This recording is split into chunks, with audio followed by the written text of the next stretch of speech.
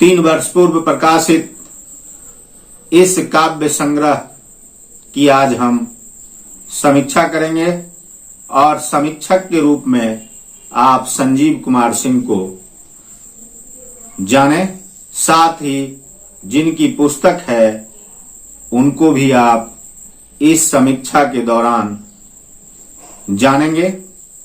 और हम समीक्षा के लिए आपके बीच उपस्थित हैं शंखनाद को लेकर। शंखनाद कवि अनिरुद्ध झा दिवाकर की प्रथम कृति है। यह काव्य संग्रह है और इसके प्रथम पृष्ठ पर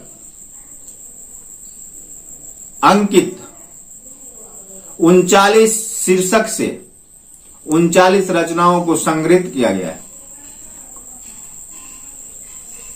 कवि ने जिन रचनाओं को इस पुस्तक में जगह दिया है, उस रचना के साथ उन्होंने उस काव्य के रचना काल की तिथि भी अंकित की है।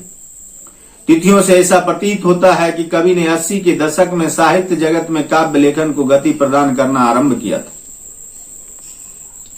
पुस्तक में अपनी काव्य रचनाओं के बारे में परिचय कराने के दौरान कवि ने इस काव्य संग्रह को प्रथम काव्य संग्रह स्वयं बताया है।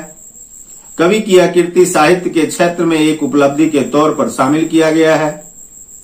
कम मूल्य भी पुस्तक को पाठकों तक पहुंचाने में मदद का जरिया बन रहा है।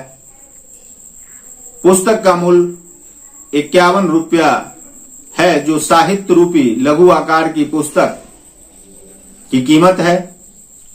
यह पुस्तक भले ही राष्ट्रीय या राज्य स्तरीय पटल पर अपना स्थान प्राप्त करने के लिए जद्दोजहद कर रहा हो, लेकिन क्षेत्रीय स्तर पर अनिरुद्ध झा दिवाकर की प्रथम कृति शंखनाद के प्रकाशन के साथ ही अनिरुद्ध झा दिवाकर को कवि के रूप में मान्यता प्राप्त होना लाजमी है, स्वाभाविक है। कवि का यह प्रथम रचना प्रकाशित हुआ इस तर्क से कवि ने यदि पुस्तक का नाम शंखनाद रखा है, तब तो साहित्य जगत में कवि की मानसिकता को भांपकर साहित्य के आलोचक इसे माफ कर सकते हैं। लेकिन यदि रचना के आधार पर इस कृति का नामकरण शंखनाद किया गया है, तो यह कवि के संकलित रचनाएं एवं पुस्तक के नाम के बीच जमीन आकाश का अंतर दर्शाता है। जैसा कि आप सबों को पता है कि शंखनाद का अर्थ ही होता है शंख की ध्वनि के रूप में। सामान्य रूप में किसी कार्य के शुभारंभ से इसे जोड़ देते हैं और शायद कवि की मंशा भी यही रही होगी और इसे ही भांपकर इस काव्य संग्रह के रचयिता अनिरुद्ध झा दिवाकर ने भी अपनी प्रथम कृति का नाम शंखनाद रखा है। शंखनाद शीर्षक से इस पुस्तक में एक कविता का भी संग्रह किया गया है, जिसमें 28 पंक्तियां हैं। इन पंक्तियों में कवि ने अखंड भारत के स्वरूप को खंडित होने से बचाने और शील हरण जैसे वारदातों से विचलित होकर अपने इष्ट देव से महाभारत कालीन योद्धाओं में भीम एवं अर्जुन जैसे रणबांकुरों की आवश्यकता को वर्तमान समय में बल दिया है। कवि को चाणक्य के अखंड भारत की नीति से काफी आकर्षित देखा जा रहा है और कवि के अंतर मन में भारत देश को खंडित होने से बचाने की जद्दोजहद है। कवि का इस पुस्तक में रचनाओं से ऐसा लगता है कि कवि को ईश्वर के प्रति भी अगाध आस्था है, जबकि महापुरुषों के प्रति भी कवि की निष्ठा स्पष्ट रूप से देखी जा रही है। कवि अनिरुद्ध झा दिवाकर की यह पंक्तियां एक कवि के रूप में स्थापित होने के लिए काफी है, जो इस प्रकार से है। देश अखंड खंड नहीं होगा, माटी बड़ी करी है इसकी, ममता की सरिता बहती है, धारा व्रज जरी है जिसकी। शील हरण हित बढ़े हाथ को, नभ प्रताप का खरग काट दे, महामात्म चाणक्य नीति गढ़ खंड खंड आतंक पाट दे। चैन शब्द के चयन में कवि को एक विशेष उपलब्धि हासिल है और वह शब्द चयन में पाठकों का ध्यान आकर्षित करने के लिए स्वयं को शब्द चयन में काफी संयम बरतने का कार्य करते हैं। इतिहास की जानकारी के अनुसार अपनी कविता रूपी पंक्तियों के माध्यम से कवि ने यह कश्मीर हमारा है में हरि सिंह की अमर धरोहर बताकर कश्मीर के ऐतिहासिक महत्व को दर्शाने का भी प्रयास किया है। शंखनाद के इस काव्य संग्रह में मार्मिक विवेचना अवश्य की गई है। इसे भूमिका का नामकरण दिया गया है और इसकी भूमिका शंखनाद काव्य संग्रह की भूमिका समस्तीपुर जिले में काफी लोकप्रिय और हिंदी के विद्वान डॉक्टर परमानंद मिश्र के द्वारा लिखी गई। इस भूमिका में महाकवि रामधारी सिंह दिनकर, मत्स्येंद्र नाथ जैसे चर्चित कवियों से तुलनात्मकता प्रदान की गई है। साथ ही महाभारत कालीन एवं रामायण कालीन विरासत के कई उद्धरण भी भूमिका लिखने वाले विद्वान डॉक्टर परमानंद मिश्र के द्वारा किया गया है। देश वंदना की पंक्तियां जय भारती हो या बढ़ चला है कारवां शीर्षक नाम की कविता में गंगा का पाक दामन है, यमुना का गुलिस्ता है, अमर नामो निशा, यह देश है हिंदुस्तान जैसी पंक्तियां कवि के देश प्रेम को व्यक्त करने के लिए काफी है। आजाद देश में कुरीतियों एवं घटनाक्रम से आहत कवि अनिरुद्ध झा दिवाकर ने जागो अखिल देश के भाग नामक शीर्षक की ये पंक्तियां काफी है। सारा देश लहकता है लूटपाट हिंसा लपटों में, जाति धर्म व वाद बांध कर बंधु भी हंसते निज कपटों में, तू बैठा है मौन साध कर जाग जाग रे वीर तपस्वी। आह्वान नाम के शीर्षक में भूतनाथ एवं लोकनाथ का संबोधन शायद महादेव को संबोधित करते हुए कवि अनिरुद्ध झा दिवाकर ने वसुंधरा पर अत्याचार बढ़ने एवं इन अत्याचारों को समाप्त करने के लिए महादेव को जगाने का भी प्रयास किया है और उन्होंने अपनी पंक्तियों को कुछ इस प्रकार से लय दिया है। जगो जगो हे भूतनाथ अनाथ अब धरा हुई, उठा उठो हे लोकनाथ व्यथित वसुंधरा हुई।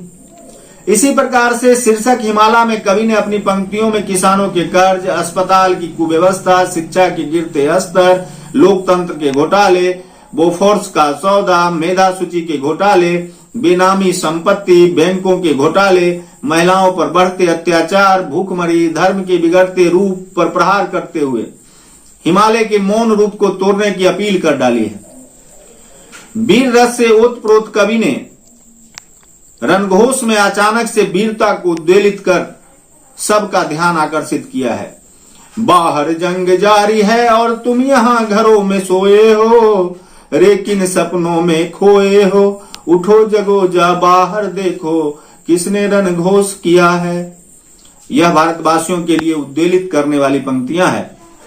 प्रकृति के चाल चलन ढाल बदलने का आकलन करते हुए कवि संक्रमण काल नाम के शीर्षक में काव्य को कुछ इस प्रकार से लिखने का प्रयास करते हुए दिख जाते हैं। युग लिखता इतिहास नया, फिर प्रकृति की बदल रही सब चाल, जगत का हाल हुआ बेहाल, गुमसुम बैठा सिंह माद में, नहीं चाहता परूं विवाद में, रह गीदड़ भभकी देता और शेर चुप हो सह लेता। आजादी पर भी कवि उलाहना देने से स्वयं को नहीं रोक पाता है और आजादी की कीमत नाम से अपने अंदर की कुछ पंक्तियों से करारा प्रहार करते हुए लिख डालता है। एक उड़ाबे दूध मलाई, एक भूख से रोए, एक महल में रहे ठाठ से, एक खुले में सोए, किसी के पल्ले महल अटारी, किसी को केवल टाट है, कोई सोता ऊंची पलंग चढ़, किसी की टूटी खाट है। यह भारत आजाद भारत है और इसमें गरीब अमीर का जो फर्क दिखता है उस पर यह पंक्तियां काफी सटीक। कवि ने अनुभव विहीनता का एक नमूना देखने को मिला है कि एक ही शीर्षक आवाहन नाम की दो काव्यों को इस पुस्तक में संकलित किया गया है, लेकिन दोनों का नामकरण इसमें अलग अलग होना चाहिए था, जबकि आवाहन नाम के इस काव्य की पंक्तियों पर यदि आप नजर डालें तो यह पंक्तियां पाठकों को आकर्षित करने से रोक नहीं पा रहा है। धू धू कर जल रहा साकेत, धू धू कर जल रहा साकेत, लंका आज छुन रह गया है, शायद रावण के हाथों कोई राम पराजित हो गया है। काफी सटीक पंक्तियां हैं। कुल मिलाकर यह पुस्तक अपने नाम एवं संकलन से तारतम्यता को जोड़ने का प्रयास करते हुए प्रकाशित हुआ है और कवि अनिरुद्ध झा दिवाकर शंखनाद काव्य संग्रह की प्रथम रचना के साथ ही कवि समूह में शामिल हो चुके हैं। क्षेत्रीय स्तर पर अनिरुद्ध झा दिवाकर को कवि के रूप में मान्यता मिल चुकी है और वे विभिन्न साहित्य